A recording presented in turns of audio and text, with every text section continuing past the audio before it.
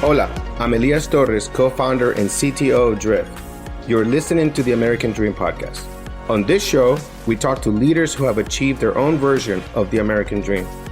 But we also focus on the work that needs to be done to create a more consistent and diverse face of corporate America.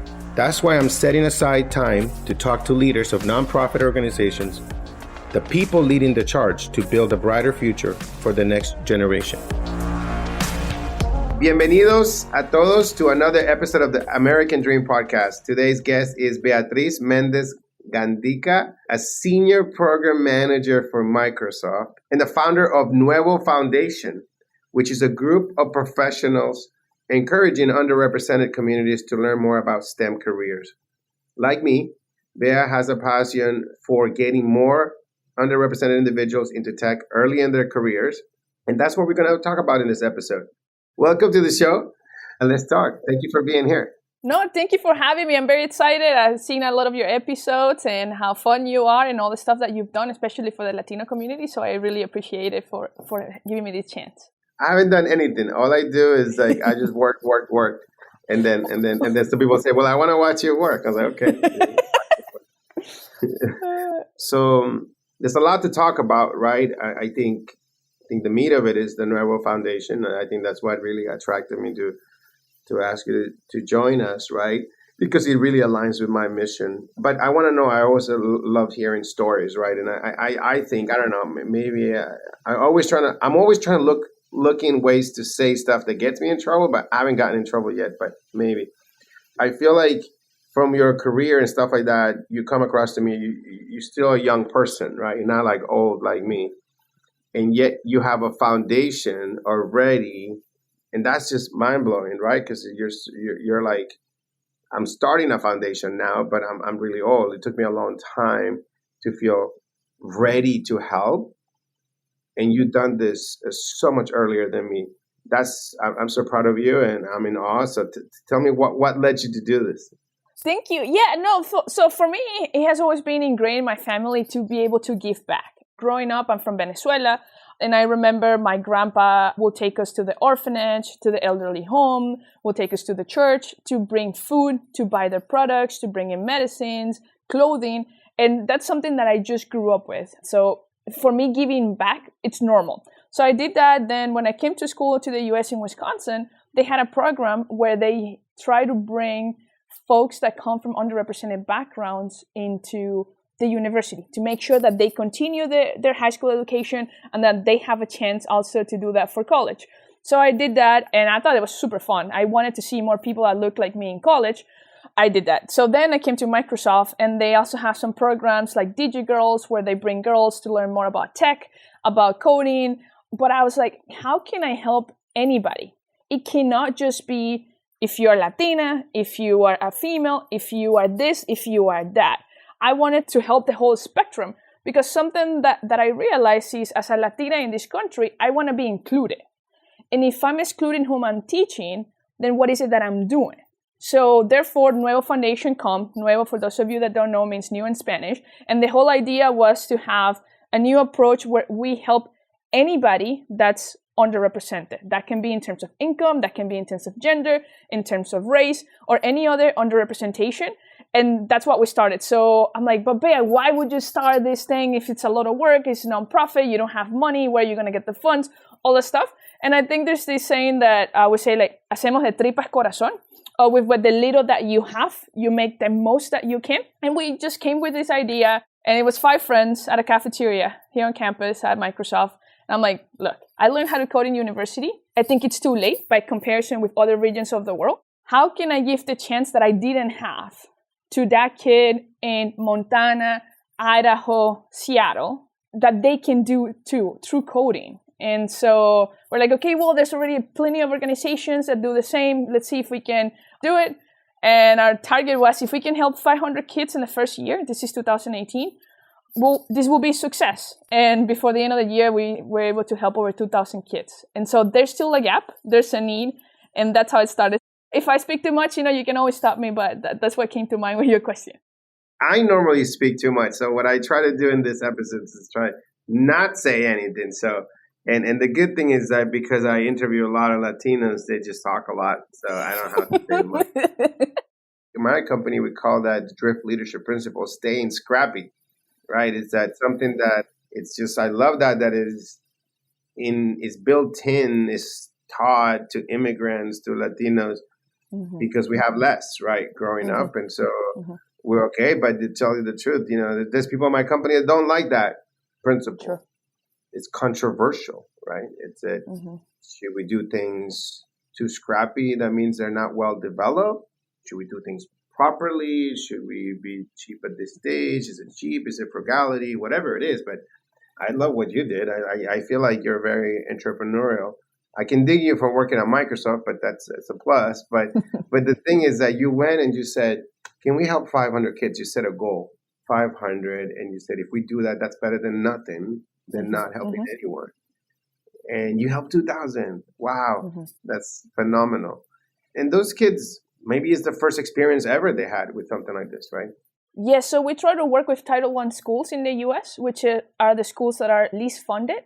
Let me give you like 2 examples. So we got to a school in Fresno, in California, which is a very rural area. So it was funny because like mostly Latinos, but then they brought not only their sister or the siblings, but they brought la mamá, el gato, el perro, el abuelo, el tío. It's like a family would be like 10 people. They all come to this big conference at the University of Fresno, and it was the first time that they see a Latina that works for big tech or for a good company, or it's making more than what they think that they could make in their life. And I think that exposure is very important. That's what we try to do. We've done the same in Wisconsin. We do the same here in the state of Washington. Massachusetts, where you are, not yet. Hopefully soon. But we try to, the idea is how can we help all those? It's too cold here. It's too cold. I bet. But it's giving them that exposure, that dream big, is possible, keep studying, learn something, find your passion. And if coding it's not, that's totally fine. But at least you know that there's this thing called computer science, there's this thing called tech, coding, that if you choose to pursue that, you can make a living and hopefully help your community. Because everything is like pay it forward, right? I've learned, I'm here, how can I give back to the next person and the next person? And when we teach, we always tell the kids, hey, you have a cousin, you have a sister, you have somebody else, would you teach the coding that you learned today to see if that person might like it? And I think that's important because unfortunately in the education system in this country and anywhere in the world, there's so much disparity and such gaps that we just have to do like a snowball, like we try and then hopefully the word gets spread and kids have more opportunities. I love listening to you. That's awesome. It's like, I always complain that I feel like I don't know where I belong because I get to interact in different groups in different places. I'm always shifting and moving, one foot here, one foot there. But I think I like this intersection of Latinos, Latinas, and tech. And you're like, el perro, el gato, el this, and that. It's a Latina hustle, but saying computer science and tech and teaching them, inspiring them, and working in big tech and making money too. We got to make money. Right. We got to teach them. I think it's pretty clear. I love the clarity of the mission. I'll give you a challenge. If you come to Massachusetts, you're organized, give me a heads up, and I'll go with you. Yes, definitely. We'll do that because one of our goals is can we have at least a school or a partner in every state of the country? That's because the next one that we go to 50 partners. Yes, that's the goal. We're not there yet. But also with the pandemic, what happened is that we were able to scale, or I don't know if scale is the right word, but span, because we were able to teach in South America, in the Caribbean, which otherwise we wouldn't have been able to because kids were taking classes online. And so I understand a lot of setbacks happened because of that. But one good thing that happened is first, it let us go or spend in different countries. And also kids in the US, regardless of where you are, they were given computers and internet access, which was a problem pre-pandemic. So that for education and outreach for us was big. No, absolutely. What do you teach? Okay, so we have about 33 workshops in multiple language. So in Spanish, Portuguese, English, German, French, and I don't know, other languages as well. But we teach Python, HTML, JavaScript, Java, C++, C#, and security. So I might have missed one of them or not. But that's what we teach coding wise. And then we try to, especially with the little ones, like elementary kids, we try to do things that are more hardware related. So block coding. So for example, we have a workshop that's super popular with the little kids. That is, we use an Adafruit, which is like something about this big, I don't know, like very small. You connect it, you code it with block code or JavaScript, depending on what you want. And we plug 2 oranges. And so every time the kid touches the orange, it makes a different sound. And there's some light up things. And so we're like, you can do this with bananas too. And the kids just lose it, right? Because how come you can make a fruit make a sound? And so that is just because what we notice is that when we work with small kids, it has to be hands-on. If you just come and tell them about algorithms and all that, it's not going to work. And we don't even talk about algorithms unless we're teaching advanced. Because for us, it's like, hey, we have this story, how you would create a square, how would you do an hexagon, how you build your own honeycomb and stuff like that. That way it's more fun story mode versus just like, hey, this is hello world, now we're going to make a function type of thing. Yeah, no, that's hard. I don't know. To tell you the truth, I was always concerned as a parent, like what I was going to teach my kids. Having a kind of rough upbringing. I saw the affluent parents in Massachusetts, which is like send them to lessons, this, that. Dads that were craftsmen. They would build things or repair cars, and so I was always like, holy shit, what am I going to teach my kids? Right? I was like, I didn't know what to. I thought, well, you know what? I'm going to make them programmers. I thought I was like going to do this. I didn't do too good of a job because I ran into those problems of like, what is the right thing to teach and expose them at the right age that would click? So it was not an easy thing to get them what is the right. So I love what you're doing in terms of your finding. Did you realize you were an educator? So both of my grandmas were teachers with me growing up. So that thing that has a lot of influence because I always have my regular school homework and then I have my grandma homework. And then I could go out and play. I love sports. So I would go out and play like kickball or just like paredón, just throwing the ball against the wall and stuff like that. But I had to do extra homework always. So I don't know, maybe inside of me, just many years of my grandma. So I had a grandma, they're still alive, sorry. I still have a grandma, but one grandma was like a real grandma. You will bake and do nice things and all stuff. And my other grandma was like military, like boom. Was the fake grandma?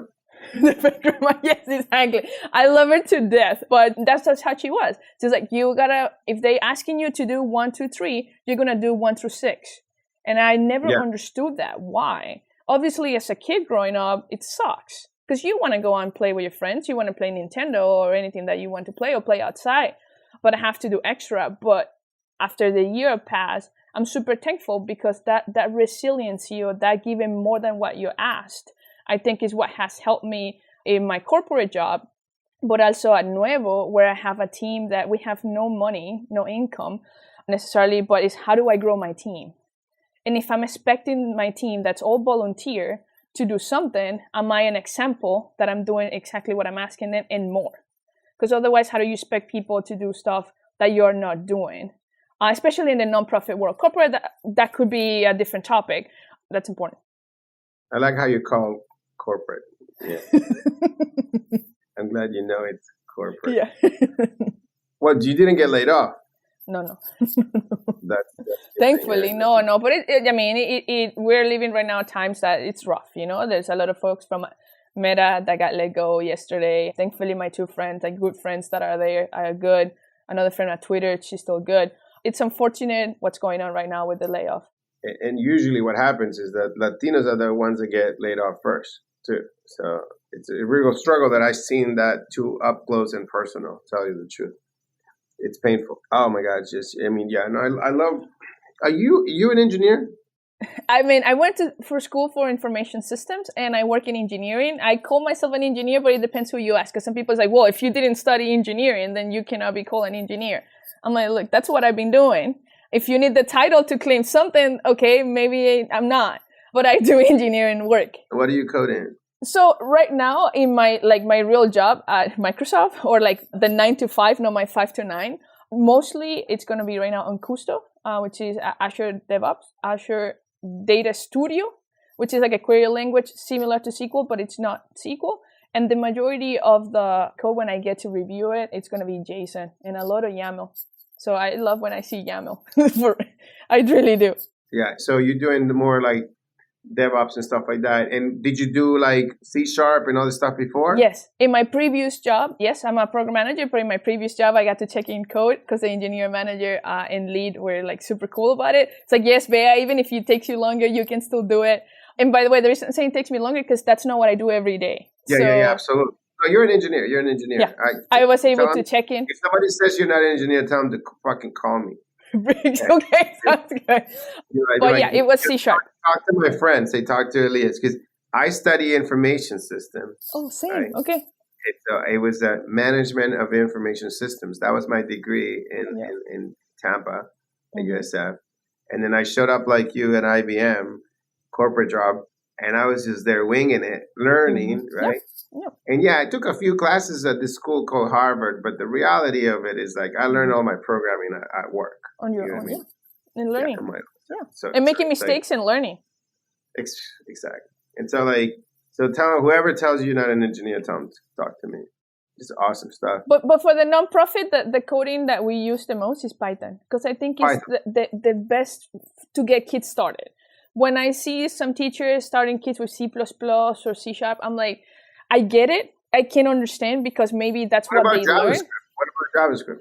We have done JavaScript. The thing is, right now, we have an issue, which is in order to use an online IDE, because the majority of the kids have Chromebooks, you cannot install like VS Code or anything like that. You need to have an email address that lets you run JavaScript. We use a company called Replit, and you just can do stuff online. But the problem is that if the kids are under a certain age, they cannot have email address unless you get the parents' permission. So we get some limitation of what we're able to teach. In Python, there's this, I don't know if they're a nonprofit or for-profit, but they're called Trinket. And so you can run without any email. And so that's what we try to go more. They don't have JavaScript yet. But once they do, we have a workshop to teach kids how to do Flappy Bird. So we have one that we call it JS Flappy Bird. So they do the same game with JavaScript and they program how fast, what color, what level the kids get to do. Funny you mentioned Flappy Bird because one of the things that I did, I'm not good teaching kids. I'm more like, I just like to have fun. I like more like, lunches, potlucks, parties. That's more I'm good at those with the kids and teenagers and stuff. And so like my kids like hanging out with me. But what I did with my daughters and my kids, I said to them, you cannot get a phone unless you build an iPhone app. Nice. And so like the first two built one. My daughter built a Flappy Bird clone, but it was, she called it, I think it was Blue Jello or something, Blue Jelly. It was a jellyfish in the ocean. So you had to go like this, and there was coins that you collect, and if a shark touched you, then you would be dead, right? Okay. So she built it. That's awesome. She built the game, published the app, installed it, and then I gave her a phone. That's what we do. Is like we try to talk to the teachers and say like, look, what is your class mostly into? Are they into music? So we have a workshop for music. Are they into like design, drawing? So that's what we do, the HTML and CSS, because you have the most freedom. Are they into gaming? Are they into security? And based on that, we try to approach that just to make sure that the kids will find it interesting. It depends on your interest. If you are not into music and I'm going to teach you how to make music, I don't know how much impact it can have that hour or that hour and a half on you. No, I agree. No, it's tough, but it's tough to personalize it. But I like what you're doing. You're creating different modules that could affect every kid differently, right? Mm-hmm. How long have you been doing this? So we started in 2018. In April, we've been able to serve 33 countries. The last country we added was Togo. That was very interesting. Togo is in Africa. And they speak French. And so we're like, okay, I don't speak French. So one of our awesome team members and lead, he's from Canada, but from the British Columbia side, but he learned French. And so I'm like, Oliver, you think you might be able to teach in French or at least certain words? He ended up teaching all of it in French. It was amazing. And then certain things happened like back in our countries, like electricity went out. It was the first time for kids that they touch a computer. Not all of them, but some of them. But it was so beautiful that at the end, they all got to build their own website.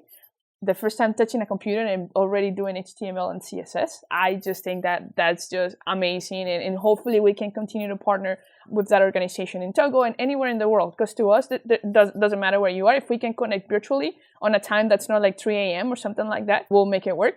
And then we've been able to help almost like 14,000 students so far.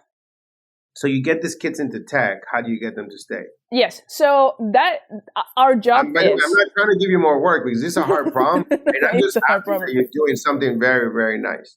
Yes. So our goal is to ideally in middle school. And the reason why we target middle school kids is because there's research based by NCWIT, the National Center of Women's in IT, where they have found out that especially girls, when they go from middle school to high school, they lose the interest in STEM. So we try to teach middle school the most just to avoid that loss of interest. And for us, if the kid or the student is into coding because of the resources, because of the opportunities, because of what they see, that's amazing. Now, do we keep track of the students to see if they remain in tech? That's something that legally we cannot do because you cannot keep track of the kids. So what we do is we work with the teachers, we work with the schools and try to make sure that, hey, can we teach the same class again? Do you know if they went to university, if they graduated? But it's not, I mean, as an engineer, I would love to have a data point of how many of those, almost 13,700 or something like that's the number, how many of them actually are coding after a month, after 3 months, after a year. But we do get some outliers that write us and say like, because of you, I'm not going to be an engineer. Or like, hey, I'm planning to go to college. And one of the reasons that I want to go into computer science or at least try it is because I have a Nuevo Foundation event 2 years ago. Those messages happen. And when they happen, it's like the best feeling in the world that you can have because 1 hour can change somebody's life. But I don't necessarily can keep the track. What we do sometimes is work with other organizations that focus on that type of mentorship once they're in college. And we try to give some talks based on our experience, but it's not part of our core. Our core is virtual sessions, sharing how we got to tech, and for 15 minutes where the kids get to ask questions, coding workshops, and then speaker series, which is at an auditorium or a big event that somebody is putting together, but it's not necessarily making sure that they keep track. I think there's a lot of organizations that do that. That's not necessarily our territory, but we can always partner with other organizations that are doing that. Because it's rough. Being like me, for example, so when we started my first, I think it was C# class. Yeah, it was C#. We were like 45 in the classroom, 3 ladies. Second week, 2 ladies. Third week, only me. And then I was just like, okay, well, I'm going to have to do it. Like I'm different anyway. I have an accent. I'm from Venezuela. I'm here in Wisconsin. Might as well just finish this thing. And so it can get rough, like just being the only one. Not even speak about Latinos, but just as a woman, it could be solo, but at the same time, I'm like, look, if I play kickball and soccer and baseball with kids growing up, why I cannot do the same with coding? And you have to love it and you have to keep trying, That's to me, some people are going to, because a lot of things that happen is like, kids might say, well, but I try and it doesn't work. I'm like, that's fine. We all Google. Even at work, we all Google and Stack Overflow is going to be your best friend or your worst friend, depending on what you're looking. But it's normal. And so that resiliency of keep doing it, keep trying, like no te rindas, right? Like don't give up. I think it's important to have. And I think where those organizations that maybe Elizabeth was referring to, making sure that once you get in, which is a very big step, how do you make sure that you finish? I feel like we're in an age that programming can be so pervasive, especially with no code, low code stuff. Right. We got to encourage everybody. Like, it's bullshit for somebody to say, I don't like it. Maybe they cannot go like to the lowest levels of DevOps or compilers or databases, but just being more logical in their thinking, right? Of like, okay, let me store something in an Airtable or a Notion, put a database, spreadsheet, connect it, build a website, stuff like that. There's no more excuse that why you can build a website. Now you have things. What you did with those kids was amazing. That first time they touch most kids will touch the computers and just do stuff that is just a waste of time. But if they have that impression, like, wow, I can use this to generate money for my family remotely on like outsourcing website, just changes the whole world for them. Yes. Yep. This is awesome. You're awesome. So glad that we got to talk and meet you. what do you want to leave people like to go to Nuevo Foundation? I mean, if you are a teacher that's listening to this, and if you're a parent or anything like that, and you would like us to teach a classroom, nuevofoundation.org, we have a contact us. It's in there. And if you're like, no, I'm already a programmer, I don't need to, but I would like to see the content that you guys have so I can potentially try with your kids or with a nephew or cousin or any kid around your life, it's all free. It's in our website. Just go to nuevofoundation.org, look for workshops, anything that you're interested on, try it out. And I hope that you enjoy it. And even if you're not a kid, if you're an adult or a parent that, maybe you're a lawyer or you're an accountant or anything like that, and you're like, I've never tried this thing called coding because I didn't have the opportunity or whatever it happened, it's a good way to learn. It might be a little too childish because it's meant for kids, but you can also try it. There's examples, there's videos, guides through, there's common errors. And the idea, I think I couldn't agree more with you, Elias, that it's not like you don't like it. Even the puzzle solving skills that you get when you're trying to solve a coding problem, they can be used for anything in your life. It doesn't have to be just code. And so I just think it's good to practice with your brain how to solve those problems, and hopefully that helps. But I also wanted to say, Elias, thank you so much for the Torres Foundation and the donation that you made to us and the partnership. Like, really, really appreciate it. And we're going to make great things with the kids in Boston and, of course, anywhere else in the country and around the world. No, thank you. Thank you. Yeah, I mean, what people want to do, everybody's creative and everybody's a problem solver, but it's mostly for the problems they care to solve, right? So it's like, we just got to frame it into the way. And thank you for being an educator. Thank you for making your grandmas proud and making us Latinos proud that we have young women in STEM, in tech, at Microsoft, and already doing good for others. I mean, the impact that you have made, it's a lot of people say to me, like, well, I want to start a nonprofit. And it's like, I want to do something. But just like companies or stuff, most people don't do it. You did it. And you're persisting, you're persevering through it. I'm sure it hasn't been easy, but look at what you've been able to accomplish with little, right? In just that extra time. So, and the right team, right? The right team. I think anybody who wants to start a nonprofit, you have to have the right team. People that are smarter than you in whatever area that there is, right? So in our team, there's way smarter people in certain things, and that's what they lead that stuff. Just think that when you are a founder or CEO, it's not just you, right? You have to rely on a team. Otherwise, I don't know how far can you grow. But when you realize that other people can do better things than you, give them opportunities and let them teach you. Because I think that's at least how we've been able to grow. I have Oliver, who's amazing at creating workshops. Like, the dude he's insane. And so that he leads the workshops. Then I have another person, Molly, who's like a great friend, that she makes escape rooms for us, and that's our fundraising. And then she can do anything else. And so then I have one person team, Jeremiah, that he reads, those people that are so annoying that read the fine print of everything? You need that person too. So that's the kind of person that he helped us out. And so all I'm trying to say is that you need a team. If you want to start a nonprofit, a startup, any entrepreneurial dreams that you might have, because I think you go farther, and also be humble, right? That you're not always going to have the right answers. And that's why you have to have a team that's not always going to agree with you. And I'm going to give you a reality check whenever you need one. You're amazing. You're a natural born leader, entrepreneur. Next thing, you start a company. I talk to you. But it's the same thing that you're doing for the nonprofit. It's the same thing. You got it. Yeah. You have it all. You got what you need. One of these days, when you hit 10 years at Microsoft, you go. I had 10 years at IBM. Oh, nice.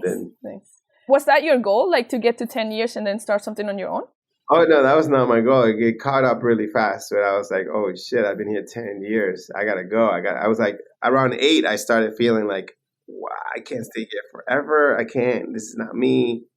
I'm going to drop that bug on you because you're at 8 years right now. So it's like, oops.